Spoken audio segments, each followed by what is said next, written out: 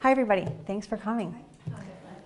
Today's topic seems a little scary. You hear the C word and you think, uh-oh, this is going to be sad. I do have a tissue here waiting just in case, although I promised the library friends that I could do this without crying, but when I see faces and people that care and people that have supported me, I think, oh my God, maybe I might need the tissue, so it is there.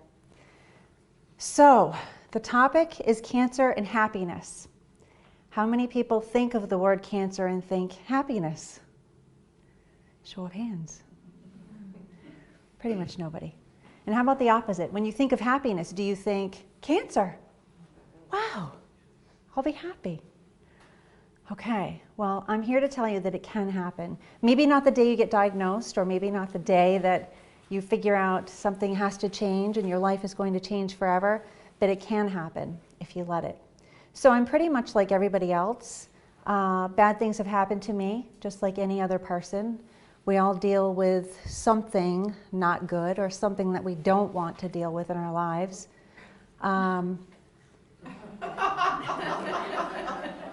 Did we hit the buttons? That's okay. That's okay. But I can tell you that good can come from bad. And if you've ever gone through something bad, sometimes there are those moments when you think, this cannot ever get better. This will never be better. But it does. It's a matter of whether or not you want it to, and whether or not you decide there can be good that can come from it. So today's story is meant to inspire you and motivate you, and hopefully make you laugh. That's already happened, but I think it's because of the lights. I'm not sure. That's okay. So my story has 4 parts. And I promise not to keep you here all day. I've been told keep it short because there's some sort of important game on at 4:30. I don't know. So I'll do the best I can. So 2 days before Christmas, 2016, I was diagnosed with breast cancer. And so everybody usually gulps when I say 2 days before Christmas. Somehow it makes it much worse, right? As if the diagnosis itself is not enough. But the story actually starts many years before that, in 1971 when I was born. And now you might think, well, how the heck is she going to get us out of here in a short period of time if we're going that far back? So I was born to very young parents who are both here, thank you. And I really challenged them, I think, from day one, because I was the child who incessantly asked why. And even the answers to the question why weren't good enough. I had to keep asking why. Why is this wall yellow? I'm not sure why or how that happened, but that's how I was born. And luckily my parents did not quell that in any way, so I became a why adult. But as a child I also said no a lot.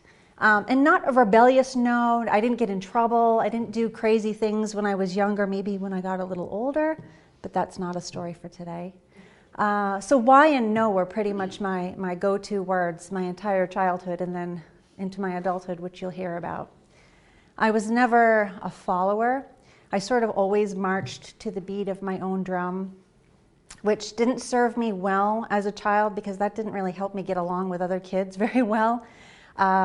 I was very bossy, and my family will tell you that I still am very bossy, but it's all in the name of love. I think they'll agree with that as well. So just as an example, when I was young, of course these stories come from my mom, thankfully, and she would tell me that, you know, when you played with little children, and I can see me doing this because I still use this phrase, if kids weren't playing with my toys the way I wanted them to, I would say, you're not doing that right. You're not doing this right. We can't play anymore. So as you can imagine, that was not very fruitful for some experiences with other kids. But again, all this stuff, I promise you, was preparing me for adulthood and some of the difficult things that I would go through. So I was a type A child. I became a type A adult. Failing was never an option for me at anything. I was a straight A student, although conduct was a little bit of an issue at times because teachers couldn't keep me in my seat because I was bored. Everything bored me. I was finished with my work and then I would just be all over the place. So that sort of made for some conduct challenges, I'll call them. But I was very independent and always wanted control of every situation that I was in. And to me, that was protective. It was a protective mechanism to just control things and make everything the way I wanted it to be. So as an adult, that became a very focused, independent drive to pursue a career, pursue an education. Schoolwork was always something I loved. I was the only child, actually, that cried on the last day of school and not the first, and would beg my mother on the last day of school, "Can we go to the library?" And she would say yes. And I would come home with my armful of books and be happy, at least for the short term. So the education part of my life, again, was part of the control and the preparation to be an independent human being, apart from needing anything from anybody. I received, my doctorate degree was actually an accelerated 3-year program, and I finished the dissertation in a 1.5 years while working full-time and doing whatever else an adult has to do to take care of themselves. Granted, I didn't have children, so that made it a little easier. But I was always sort of focused on, I'm going to do this. And any time I did focus on something, I put 150% into it so that I could do it better than anybody else. But my biggest competition was always myself.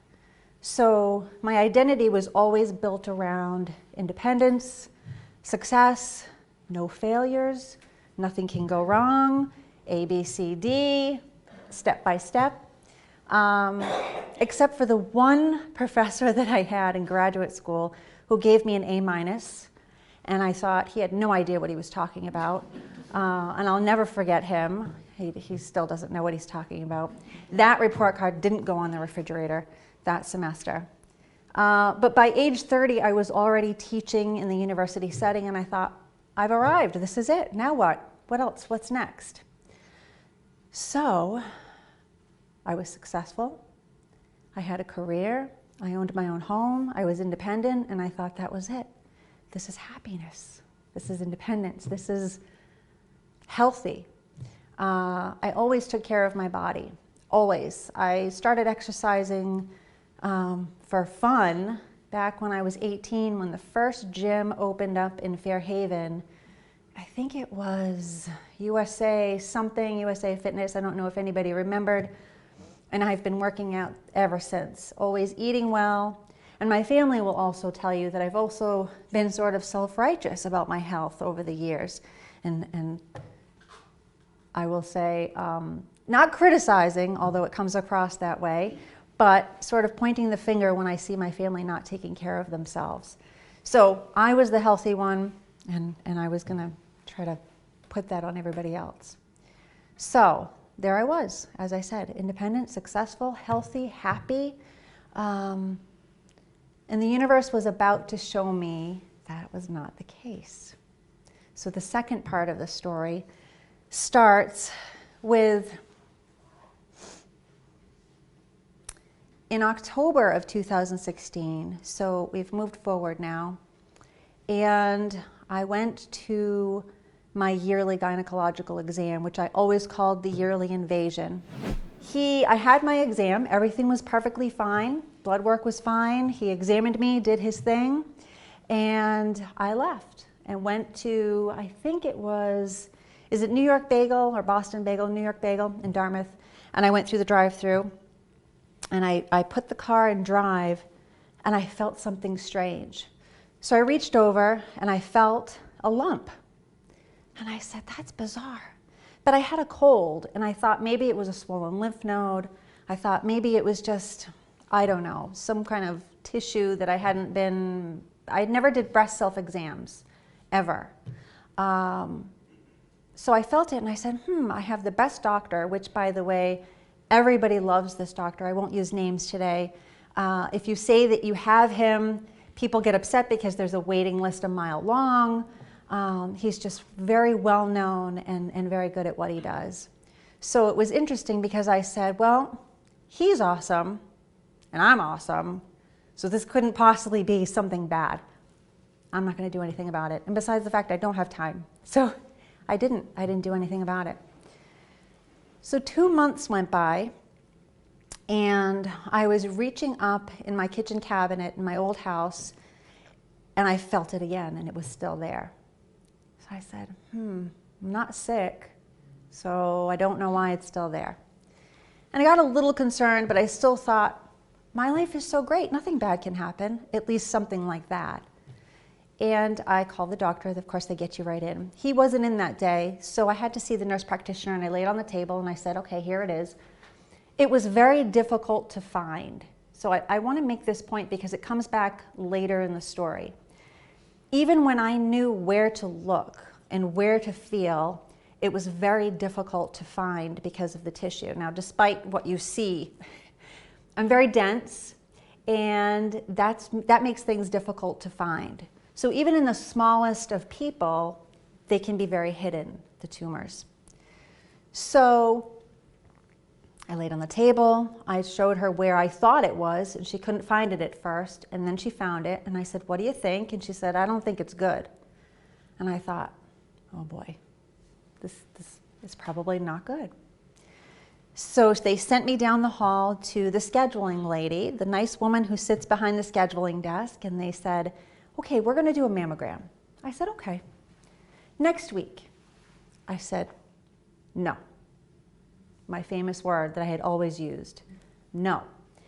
And they said, oh, well, we don't have any appointments today. And I said, yes, you will find an appointment. I'm not leaving until you get me an appointment today. I wasn't mean. I sat in the chair, and my sweetheart came in, and he said, oh boy. He knows me well enough to know this wasn't going to end well if they didn't get me a mammogram that day. There were no appointments, there were no appointments. I sat there for 10 minutes and I said, well, you're gonna have to either call security or get me a sleeping bag because I'm not leaving until you get me a mammogram today. Lo and behold, an appointment shows up. We can get you in the mammogram machine today. Okay. So I go down, I have the mammogram. They can't see the lump. They can't see the tumor. We know where to look. Please pay attention to this. We know where to look and we still can't see it. Very scary. Okay, now you need an ultrasound because we can't see it. Okay, I go back to the scheduling lady. She sees me coming. Mia, we have no appointments today. I sat down and I said, we just did this dance. I'm not leaving. It's either security or sleeping bag. Those are the two options you have because I'm not leaving until you give me the ultrasound today. Okay, they find an appointment. Lo and behold, there's an appointment. I get into the ultrasound. I made the mistake of looking up at the screen, and there it was, and I will forever have that vision in my head. So the radiologist comes in, and she says, okay, doesn't look good, so we have to do a biopsy. Now, we can't do the biopsy today, Mia, because it's 4 o'clock in the afternoon and everybody has gone home, and you can sleep here, you can have the security come, but that's not going to help.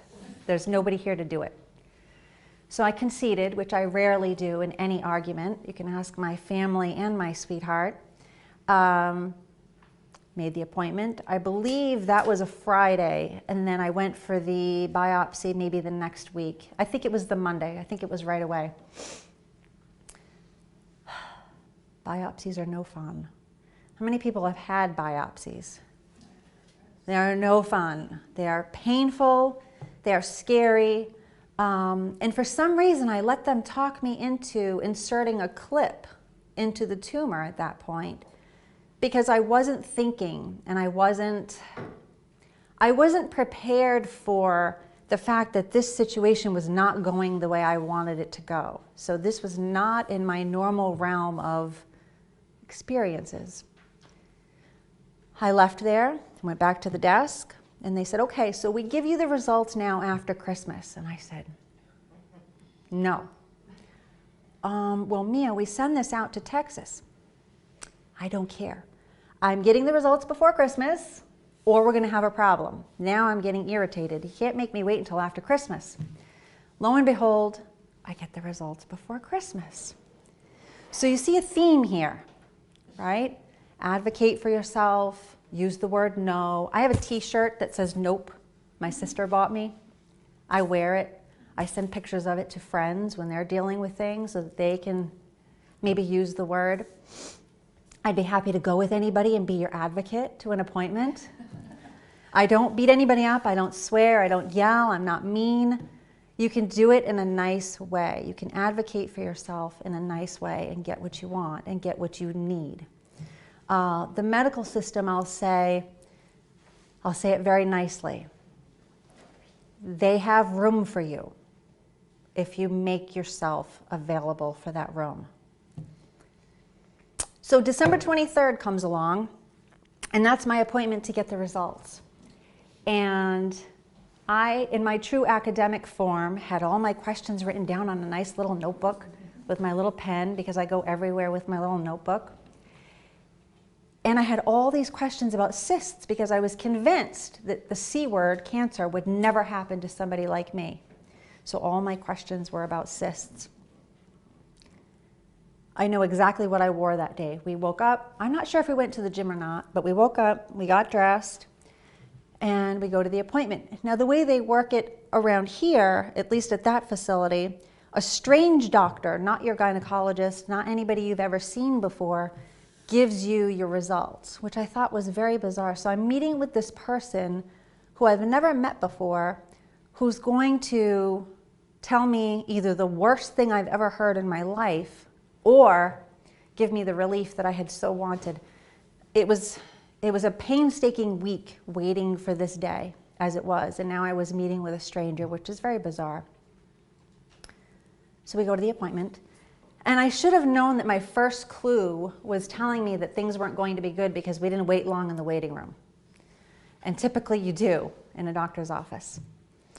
We go in, and my sweetheart sat at the chair behind the door on the left side, and on the right side behind the door, after the nurse who checks you in and sits you down, on the right-hand side, there's a picture, a medical picture of what tumors look like in the breast, cancer. And I remember looking at the picture and thinking, this isn't good. That was probably the first time I thought, yikes, this is not going to be good. So the doctor comes in, and there was my second clue, because his face said it all. And he had his folder, he looked down, he looked at me, he looked at my sweetheart, and then he looked back at me, and he said, I'm sorry, but you have breast cancer. And so I said, no. Nope, not true. Look at your paper again. And he sort of looked like, yes. I said, no, I'm not sure if you can understand me. I said, yes. I mean, I don't think he had ever heard no as a response before, so he was a little nervous. I looked at my sweetheart, and he sort of had a blank stare on his face. And so I know that we both were thinking, okay, we did just hear the worst thing.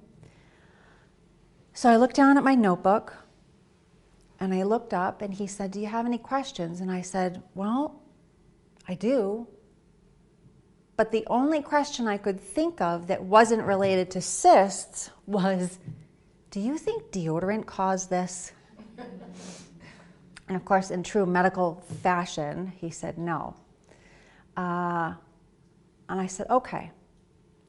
So as I sat there, I was thinking, the first thing that came to mind was, I'm not going to look good bald. I'm not one of those people that's going to look good with a pink scarf and all bald. I'm not going to be one of those people that you see on TV in these beautiful commercials where they're bald and beautiful and they're running and talking and walking and having a grand old time. I thought, I'm not going to look good bald. This is not going to work for me.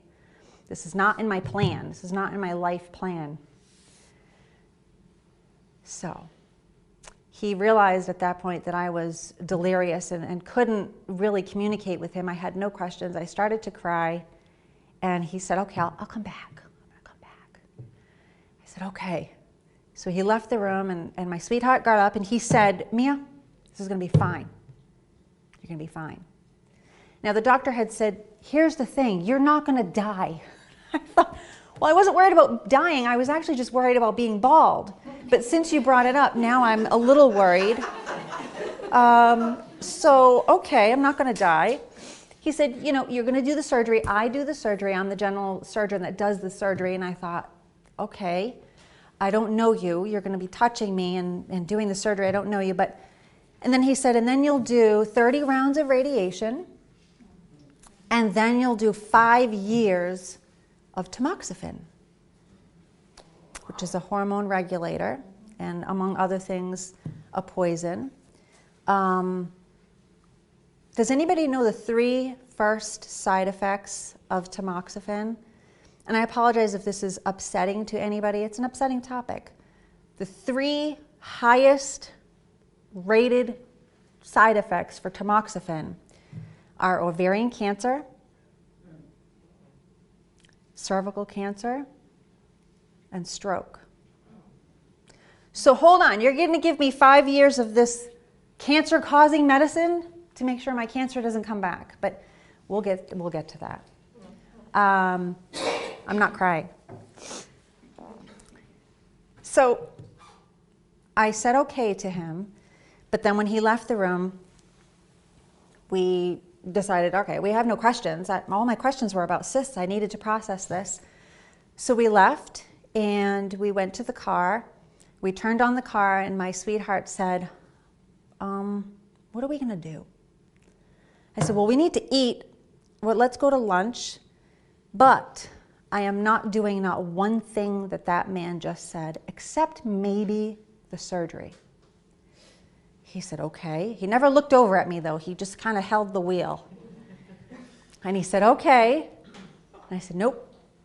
I'm going to go the holistic route.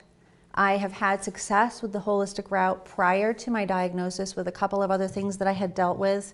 Some migraine stuff, some insomnia. And when I say some insomnia, 5 years of insomnia, which was finally helped by the holistic route. He said, I've diagnosed 3 people this morning already.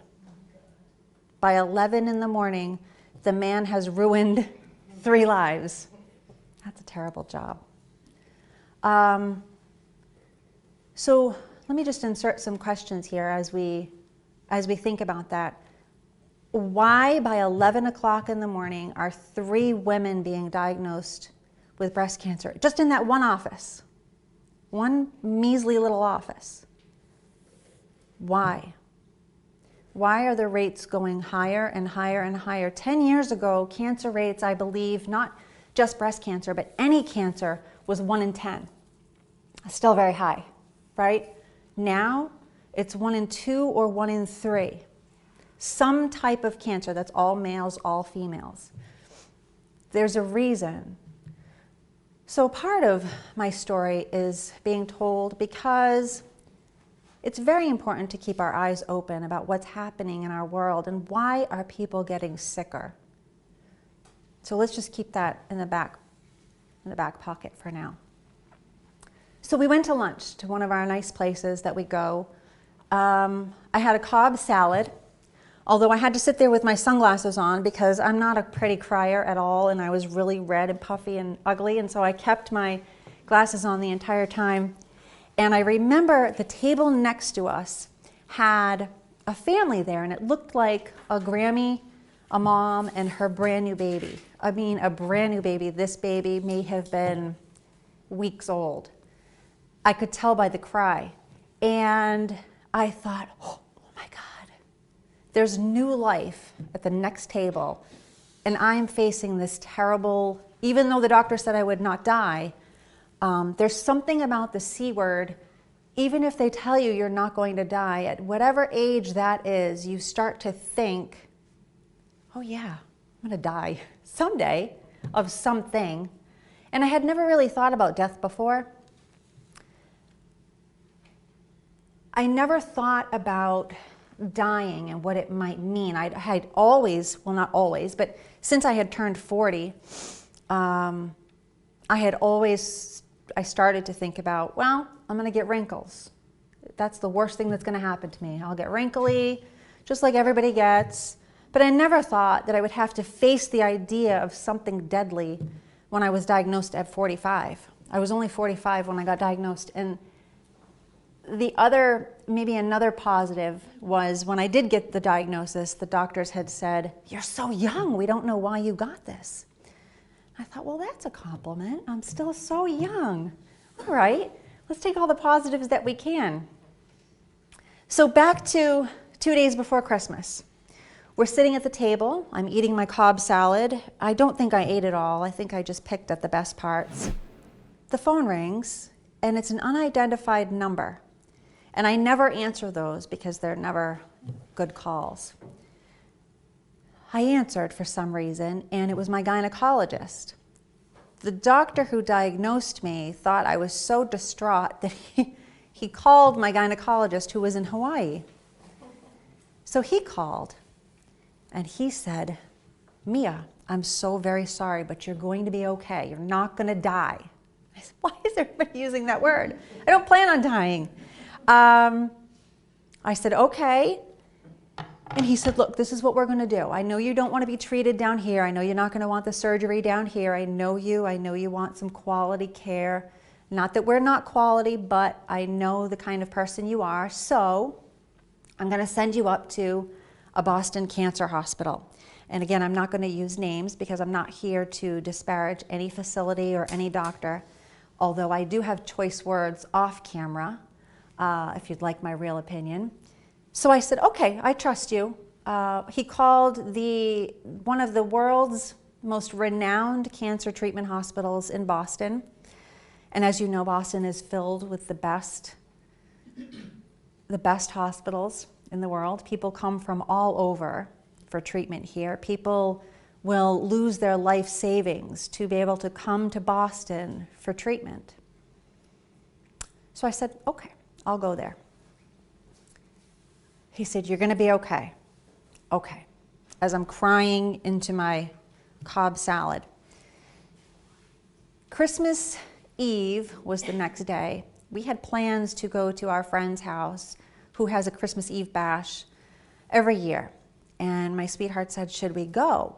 And I said, "Oh, I'm going to have to be nice. I'm going to have to smile. I'm going to have to make believe I'm okay. That's a lot of work. That is a lot of work." And he said, "Well, it's better than sitting home and just wallowing," which we weren't really wallowing. We were just sort of numb. Anybody who's been down this road or knows somebody who's been down this road or even a road similar with some sort of tragedy, there's this numbness about you. There's this hollowness about you. And I call it cancer face. I had cancer face once I got diagnosed. And what I mean by that is I didn't recognize myself in the mirror. I had this face that was unrecognizable. I would look in the mirror and I would say, "Yikes, that person doesn't look good. I don't know who that is, but she does not look good." But okay, we'll get dressed up. We'll go to the party. We'll make believe. And we did. And my friend who hosted the party was all about pictures. And I said, "Oh my God, please, I want no recollection. I want no evidence of cancer face. I'm not getting in any pictures with you." And she understood, thankfully, and said, "Okay." We got through the night. It was okay. I got through Christmas. It was okay. And then a couple of days after Christmas, I think was my first appointment up in Boston. And when you drive into Boston, first of all, you're freaked out because of the traffic and everything's crazy. Thankfully, my sweetheart was driving. And as we're pulling up, I see the words, the name of the hospital on this huge high-rise of a hospital.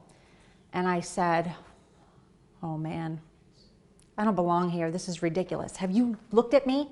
I am a healthy person. I do not belong here." I kept saying this, that this was not part of my identity. I did not belong at this place. I had taken such good care of my body my entire life. No drinking, no smoking. We're not going to talk about my 20s. But no drinking, no smoking, nothing bad. Eating fairly healthy, always exercising. I did not belong looking at the sign on this hospital. And I think I lost it driving in, right? And then you drive through into the parking lot. And in Boston, as you know, you drive underground, which is very bizarre at a cancer hospital of all things. Where are you driving to? Your grave? I didn't like that. My stint at that hospital didn't last long, but we'll get through that story. And you walk in, and it is, I mean, there are people everywhere. Every floor has massive amounts of people in the waiting rooms. Everybody's sick. Everybody's got tubes and wheelchairs, and it just did not resonate with me at all. I did not belong there. And I thought, I want to go to a place where everybody looks healthy.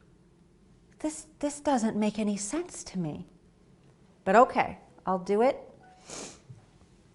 At first, you go to an intake section. You don't even see a doctor. You go to an intake section, and they say, could we use your tissue for research? Nope. What do you mean, no? It can help people. I said, no. Can we use your blood? No. What do you mean? It can help people. I said, nope. I am not being a part of any of this, right? I tried to be as distant from that process as possible. So we'll get to the rest of the Boston hospital story in a minute. I'm going to leave you in suspense. I promise I did not assault anybody, although at one point there may have been, actually recently, security almost called to remove me from a building, but we'll talk about that. So my life was about to forever change. So I got through Christmas. My life was about to forever change. My identity of health and success, and I'm never going to fail. Well, now my body has failed me. That's basically what it is. Your body has failed you. Something has gone wrong, and you have no control. That was not a place I was either comfortable with or was I going to participate in at any level. At least I was going to try not to. Despite the fact that I had been a highly educated person, bachelor's, master's, 2 years of clinical behavioral psychology training, doctoral degree, I have the student loans to prove it, if you'd like to see them. I was about to get the education of a lifetime. Something that would far surpass anything I had ever learned or sat in a classroom for or prepared myself for. This would by far be the biggest, best, and worst education I would ever get. So the third part of the story starts at the Boston Hospital. But I will say, when I realized my old life was over and that now, even though I wasn't going to die, death is now right here, right in front of your face. And at 45, that's not a place you should be. So when I see these commercials about children and young people with the disease, I think, I don't know how they cope. I don't know how they deal with such a terrible situation, because at 45, it was hard enough. I get past the intake at the Boston Hospital, and I see the doctor. And you're in this little tiny room, and I'm very claustrophobic. There are no windows, and you're in here with this woman who starts off as very nice. And okay, here's what we're going to do. We're going to do the surgery. We're going to do the 30 rounds of radiation, which you've already been told about, and we'll do the 5 years of tamoxifen. And I said, okay, hold on. What does the surgery entail? This is where it gets interesting. Well, this is what we do, Mia. We inject your breast with radioactive dye while you're awake. Because, we really want to see if the lymph nodes are compromised. And I said, hold on. You want to inject my body with cancer-causing material to see if there's cancer. Help me understand how this makes any sense. Well, this is the way we do it. This is our protocol.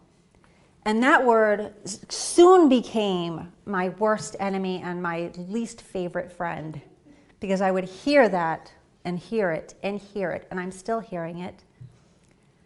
And I said, yeah, nope, I'm not doing that.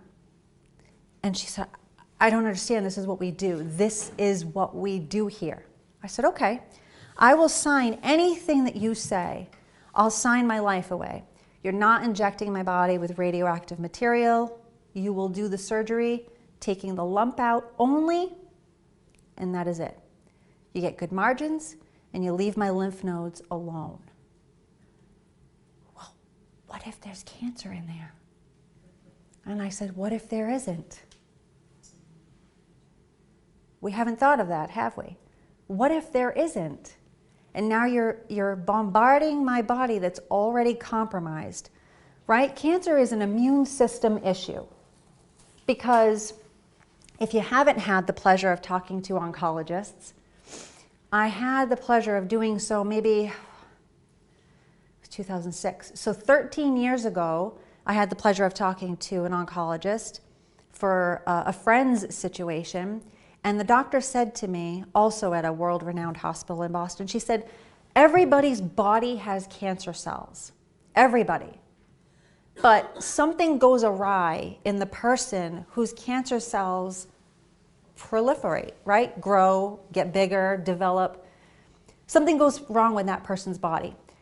That's why you see people that smoke for 50 years and never get cancer, and then people who smoke for no years and get cancer. Something's different with their bodies. Because you know smoking causes cancer, right? It says it. We know that. It's chemicals. So why does one person get it and one person doesn't who smokes? Well, something's wrong with the person's body. Something's not fighting off the cancer cells.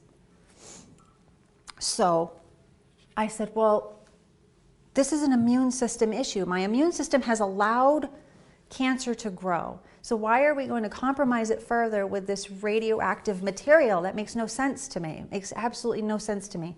I'm not a scientist, but cancer-causing material, why take the chance, especially if the cancer's not there? So that was a little bit of an argument. Then I decided, okay, as I said, we'll do the surgery, but I am not going to do the radiation. This woman almost fell off her seat. Mia, you're not taking this seriously. We don't understand why you can't understand that this is serious.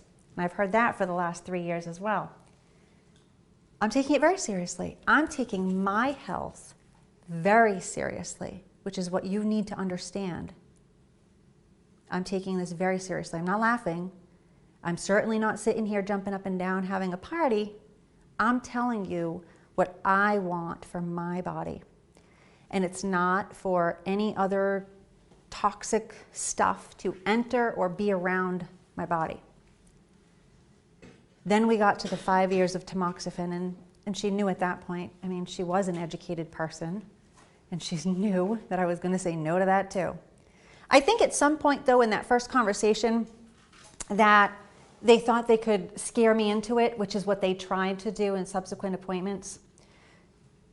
I came out of that appointment unscathed, made it through the surgery, which was very interesting because before the surgery, they come in with an ultrasound machine at your pre-op appointment, a portable ultrasound, and they ultrasound it so the surgeon can see it the day before the surgery. And there we were. I was laying on the table once again, and she said, okay, show me again where it is. And in the office, we couldn't find it.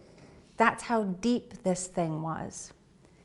And you can see me. I'm not a wide person. There's not much to me. That thing was so deep, they couldn't even find it in the room with the ultrasound. So you have to know your body.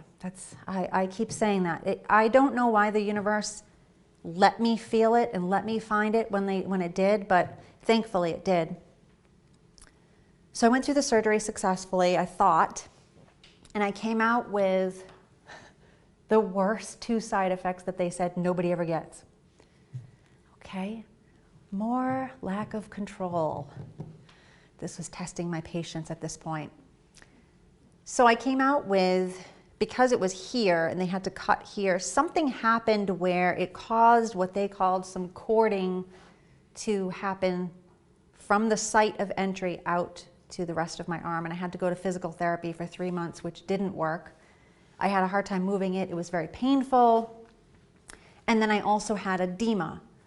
So the night of my sweetheart's Christmas party, they had had it in January. I had had the surgery January, 3rd? Yes, January 3rd I had the surgery. I think his Christmas party was a couple of weeks later, and I couldn't go. I was in massive pain from the cording, but also from the edema. I had swelling and pain, and I thought my body was going to explode on that one side. It was so bad, so I called the doctor and I said, something is wrong. Oh, that's just edema, that happens. Okay, I need to come in. Okay, come in, I think it was a day or two. And the way they handled the edema, and I apologize if this is too much information for people, or if it's unsettling in any way, the way they handle it is you're sitting up and they stick this massive needle without any kind of Novocaine kind of thing or anesthetic, and they stick it in and they yank out all of this fluid. And so I'm sitting there, and as they're yanking the fluid out, they're moving your body around so that the fluid can reach the needle. And I thought, now I'm going to die. That hurt so bad. That really hurt. That hurt worse than the biopsy. It was so painful. But what's interesting is after she did that, she took the container with all of the fluid and dumped it into the regular sink. And I thought, oh my God, did she just do that? I had my wits about me. I don't know how, but I looked down and I looked at my sweetheart and I said, oh my God, she didn't even dump that into the biohazard container. And I thought, well, don't drink the water in Boston because this is not good. What else goes down the drain here? And then she said, I love my job. And I thought, if I wasn't exposed and all in pain and ready to cry, I may have slapped her at that point, but I didn't. I still refrained from any violence. So I made it out of there okay. And that procedure, thankfully, did not have to occur again because she did say it could come back and you might have to come back. But it didn't, so thankfully, that was good. So overall, the surgery went okay. They got good margins. I went back for the follow-up where they give you the results. Now, you might remember the first results were, you're fine, you're not going to die. You'll do the 30 rounds of radiation, you'll do the 5 years of tamoxifen, you'll be fine. Well, the second results come back from the pathology. Now, they've taken the tumor out and they send it back out to pathology. So you get a second round of results. And lo and behold, oh my God, all of a sudden I'm a candidate for chemo. And I said, nope, not doing it. What's the rationale? Give me the rationale. Why am I all of a sudden a candidate for chemo? Well, we want to make sure that it's gone. I said, you just took it out. Why are we doing chemo? Well, you know, the results show that potentially it may work. Okay, no. So let's back up. We're going to go to the original plan, and I'm going to say no to all that too. Mia, you're not taking this seriously. I said, look, I'm going to go the holistic route. And if you've ever said the H word in a medical doctor's office, you know the reaction you're going to get is as if you have 4 heads. I said, I'm going to go the holistic route. I've had success with it before with other things, and that's the route I'm going to go. Mia, we don't advise that. You're so young. This phrase I'm about to tell you has been said to many people, and hopefully nobody in here has heard it. She resorted to the bullying that I was prepared for. She did not know who she was dealing with. I was sitting down, my sweetheart was right across from me, and she put her hand on my shoulder and she said, you will die if you don't do what we say.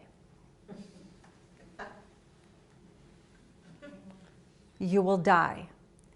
And I thought, oh my God, okay, don't slap this lady. Don't hit her. You'll get in trouble. So I moved and I said, please don't touch me. You don't know how I feel. She tried to say she knew how I felt. I said, you don't know how I feel. Have you had this? No. Okay. You don't know how I feel. Please don't say that you do. And this appointment is over. Give me my pathology report because I'm leaving. I had never seen the pathology report from Boston. They never gave it to me until that moment. And when I told her that the appointment was over, she threw it at me, didn't review it with me, and told me nothing that was on the report. So I took my little piece of paper and I left. I had been in communication with my holistic practitioners, and I was already on the road to doing all of that, which I'll talk about in a moment. But when she said to me, I know how you're feeling, and I said, you know how I'm feeling? I'm feeling like I want to smack somebody right now. And then she did know that the appointment was over at that point, because I think she was afraid that something might happen. I promised I wasn't going to. I just feel like I had to say it to her to prove to her, I'm not afraid of you. You're not going to bully me, which is what I think you do to everybody else that comes in here. See, cancer puts the fear in you. Somebody says the C word to you, you immediately become fearful. And you are willing to do whatever somebody tells you to do because you think you're going to die. And if you didn't think you were going to die, they're going to tell you that you're going to die, just to get you to do what they say, the protocol. And this is exactly what I was told. Well, Mia, you're not following the protocol. I would like you to call my mother. She'll tell you I haven't followed the protocol my entire life. Here's her number. And it has worked for me. And even up until this point, I'm allergic to something in this room. Up until this point, it has always worked for me. I don't follow protocols. That's been my entire life. So I'm going to continue to do that and see what happens. I'm willing to take my chances. I almost felt at that moment like, well, if there were any doubts in my mind, which there weren't, about the trek I was going to take, at that moment, it completely solidified what I was going to do. Just the fact that they didn't believe in what I was doing made me want it even more. It's the child you tell, you can't have the cookie. Yes, I can, and I'm going to do it. So we left there, and I left there without getting arrested or without assaulting anybody, which was good. And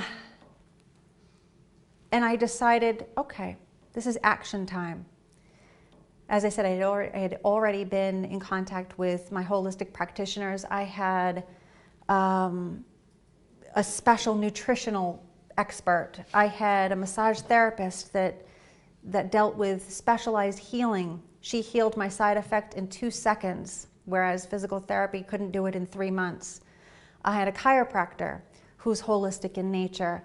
I'm trying to think of, I went to a shaman. I was trying to detox everything from head to toe. I was detoxing my mind, my emotions, my body. I detoxed everything around me. I tried to detox my family. They didn't let me. But I wanted somebody to join in on my little journey. So as I'm saying it, I am realizing that there was a downside to doing something that nobody else does. It is by far the loneliest place you'll ever be, despite the terrific support I had from friends and family. The journey has been both the best and worst years of my life. I felt very supported, but don't forget, I was in the cancer bubble, right? If you don't have it, you don't know. Just like anything, if you haven't been through a certain experience and someone else has, it's very difficult to empathize with them and to be there for them. You can try as hard as you want, you can support them, and that's great, it's appreciated, but it's still the loneliest place. You're in here, you're in this bubble, and everybody is out here doing whatever they want.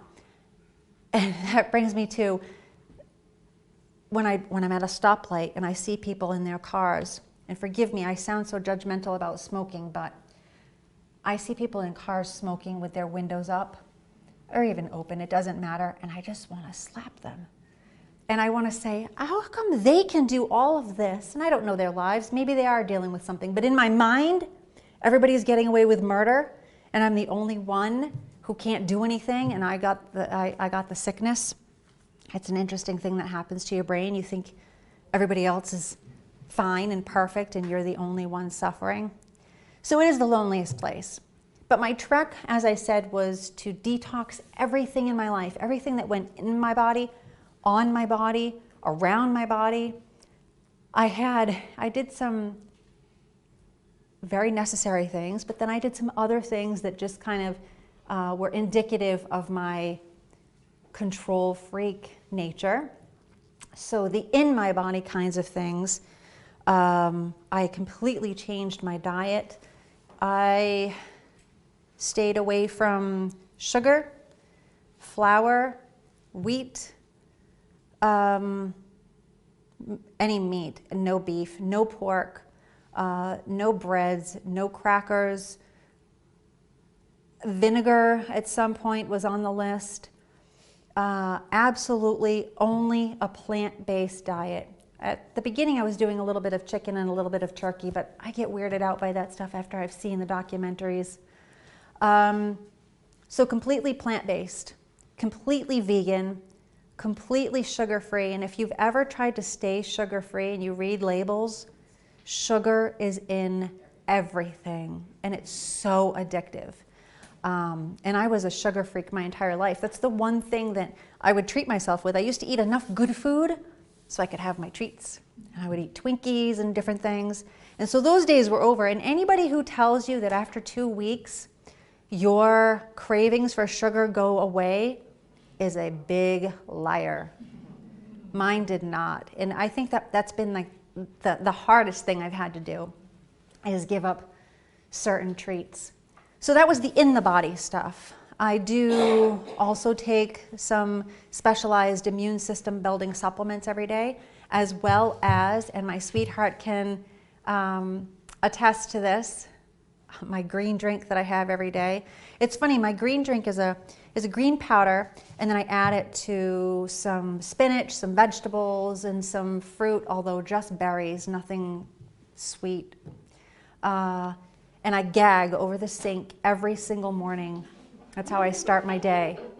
It's true gagging. It tastes so terrible. And I've given these green drink powders to people as gifts, and it doesn't go over well. And they'll send me pictures. Look, I tried to do it. I just can't. I don't know why you gave me this. Like, but it'll be good for you. You know, just gag, who cares? So I start the day every day with some water and then my green drink, and I do the gagging, and I got the blender. And my neighbors, if they could hear me, if they lived close enough, might think I'm doing something else with the blender all the time. But I assure them it's not tasty. And then I'll eat my plant-based meal and go to the gym, and then throughout the day, more plant-based meals. And sometimes in the beginning, when I was very nervous about getting well, I would do 2 and 3 gagging sessions a day because I was so convinced that more gagging sessions would mean that I would get better faster. It did work.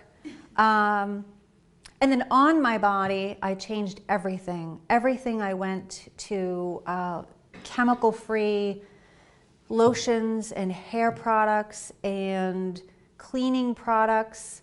That's around the house stuff.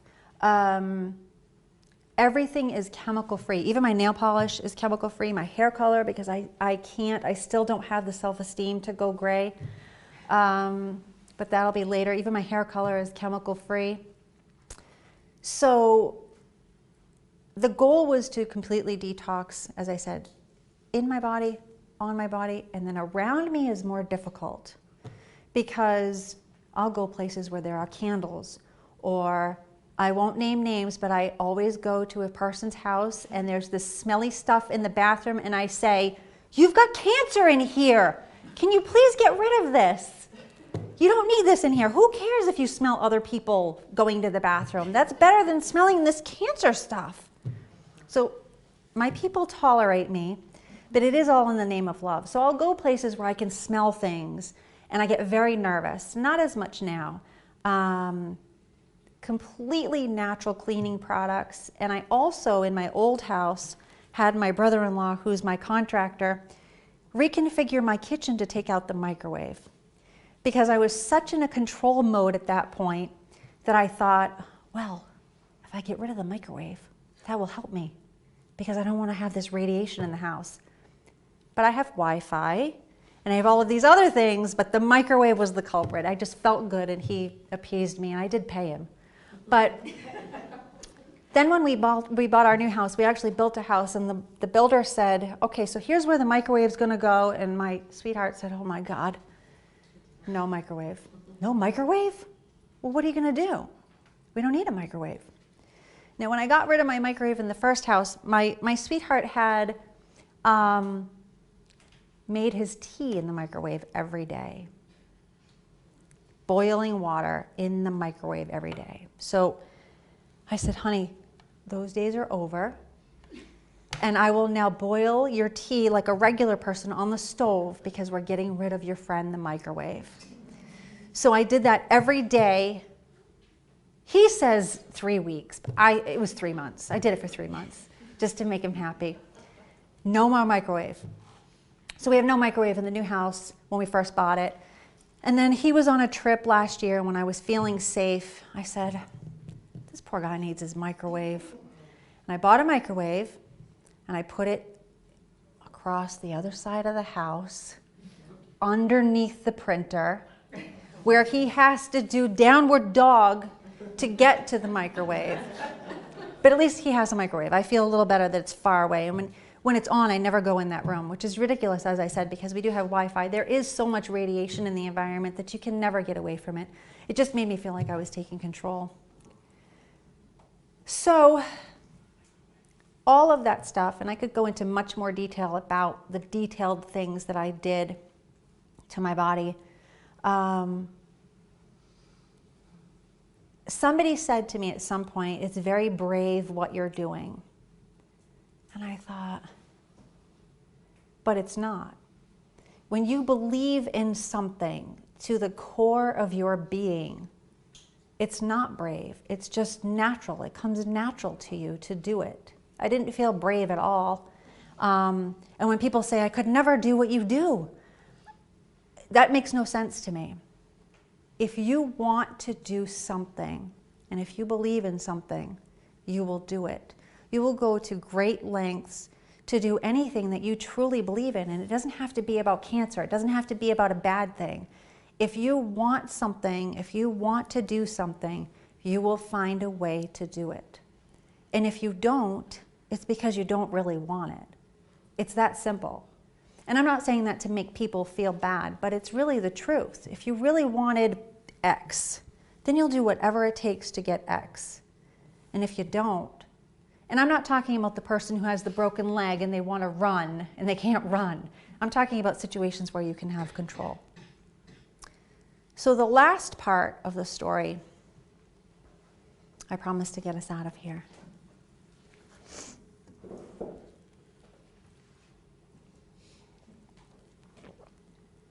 So I didn't die.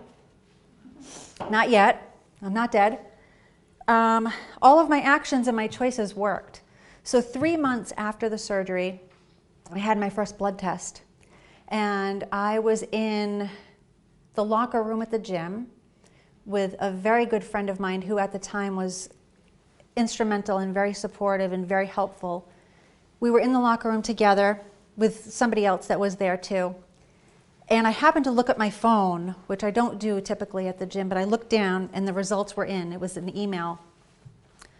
And I said, oh my God, do I open this now? do I wait? What do I do? What do I do? I've been waiting and waiting and waiting. I took the blood test probably a week and a half before that, and the waiting was killing me. And I was starving. So I opened up the email, and there it was. It said no evidence of disease.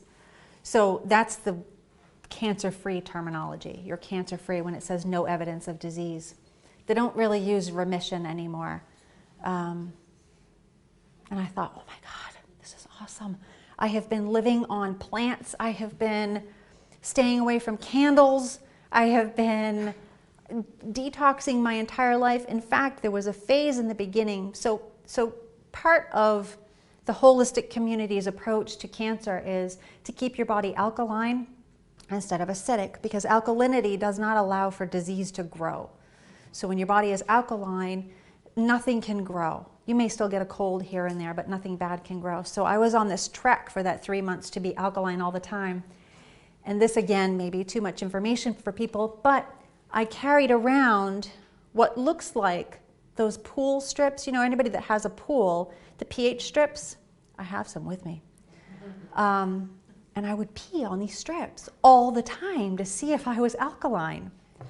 And I can't tell you, as I said, I have all these degrees, I had all these great careers. There's nothing more satisfying than peeing on a pH strip and getting an alkaline reading.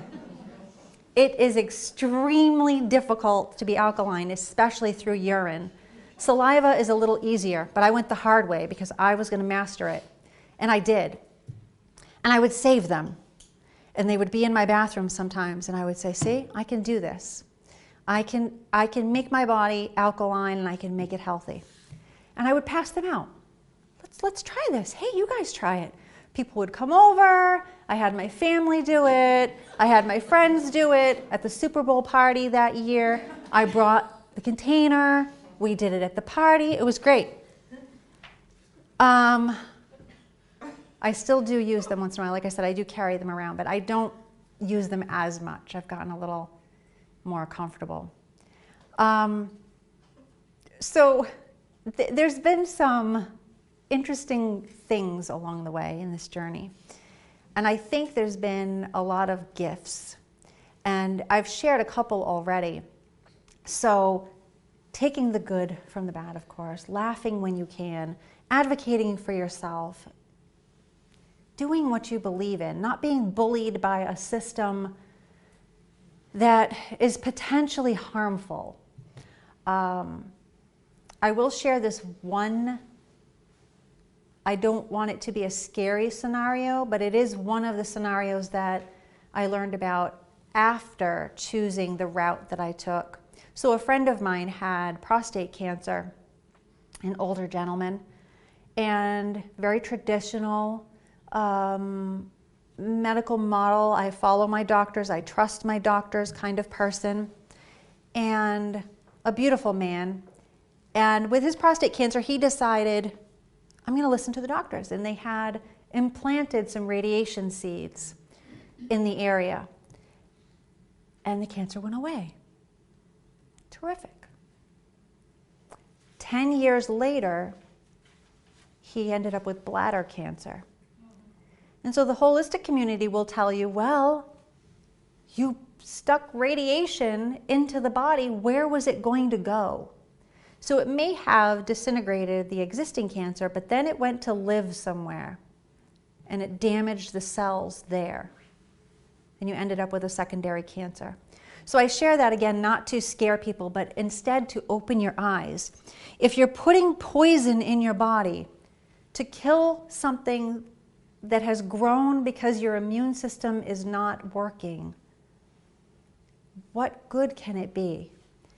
Maybe there's a temporary good. Maybe that's good enough. But in the long run, that stuff damages your body. So I'll just say that.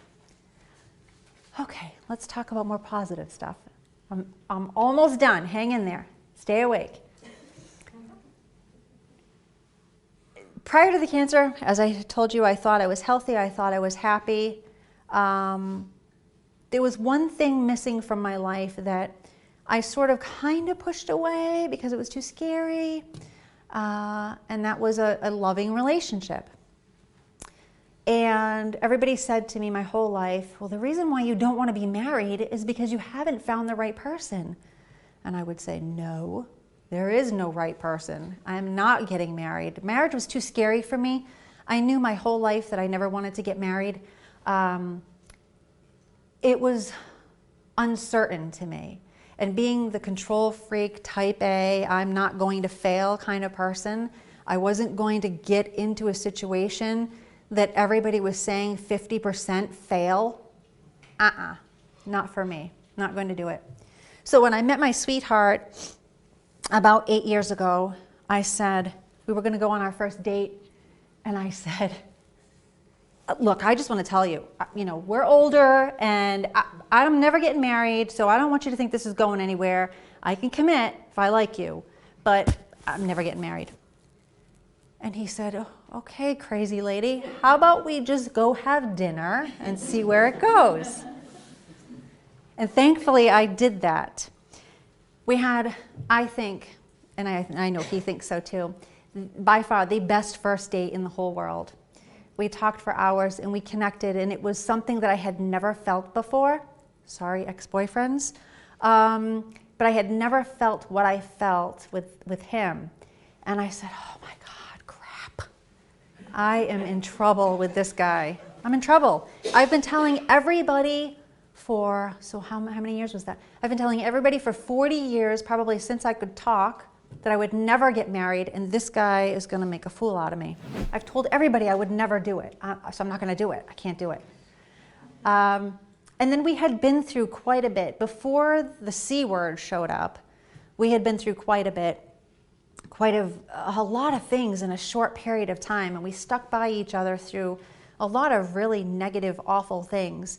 And he's my best friend and the best thing that ever happened to me. So then here comes the C word, and we're like, another thing we got to deal with. And there he was, right there through the entire thing, never questioned my approach, supported the approach, supported everything I did and said, was ready to bail me out if I did smack somebody.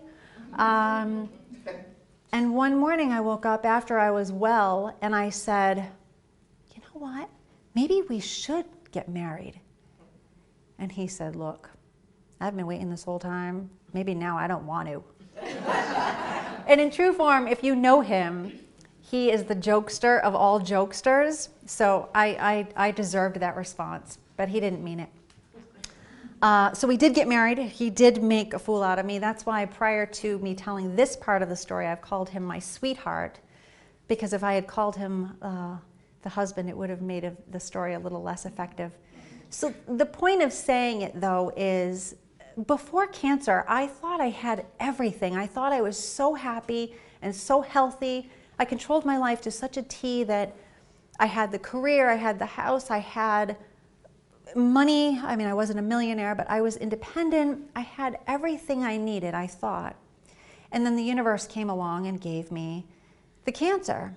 And when it first happened, I thought, okay, my old life might be over, but there's got to be something good that comes of this. What good can come of this? Well, I am actually really healthy now because of the way I eat and the way I control everything that goes into my body. Although I will share with you, because I don't want you to think that I'm perfect, and there's no such thing. I've been known, not in the first year and a half, but in this past year, I've been known to go to my mother's and raid the cookie cabinet, and then I feel terrible after. I literally feel psychologically bad, but I feel physically sick. When I put something bad, I call it bad. When I call food bad, it's because it's on my bad list, and I have to keep it there so it doesn't become my friend again. But when I do eat things that are not on the good list, I do feel physically sick. I feel run down immediately. My body tells me, no, you can't have this. It doesn't feel good. It doesn't want to be in there. And then about a month ago, maybe, I had a whole pizza in 1 hour.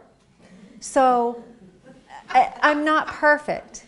And when I eat these things, when I do have a cheat, It has to be in my own terms. I have to choose it. I have to decide when. It can't be somebody calling me up and saying, hey, just do it. Come on, come out to eat with us. It can't be that. It has to be under my own terms, which resonates obviously with my true personality. But again, I'm not perfect. So what I'm not purporting today is to say you have to be perfect all the time to be healthy. There is room, obviously not in the beginning. There was no room for me when I was in the crisis of getting rid of the cancer. But now that I'm out almost 3 years, there is room for a little bit of cheating, I call it.